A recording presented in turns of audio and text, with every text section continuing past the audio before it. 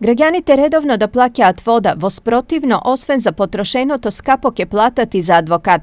Ова е новина која е предвидена со новиот закон за води. Според измените, доколку побаруваната сума е до 2000 денари, должникот ке плати дополнителни 900 денари за нотарски трошоци. Но ако сумата е повисока и работата заврши на суд, тогаш неговата сметка се зголемува за најмалку уште 3000 денари за адвокатски трошоци.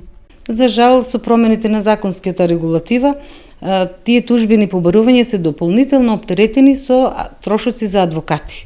Значи сега износот кој што јавното предпријатие го побарува е оптеретен со дополнителни трошоци кои што на граѓанинот му прават дополнителен товар во неговиот буџет.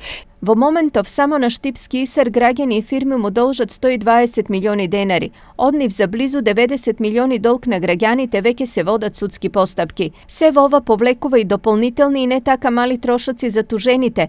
По од овие причини се апелира тековните сметки за вода да се плаќаат навреме. Ние сме отворени за соработка, константно имаме одлуки на управен одбор во кој што ги повикуваме граѓаните да си го платат својот долг на рати, при тоа не присметуваме камата.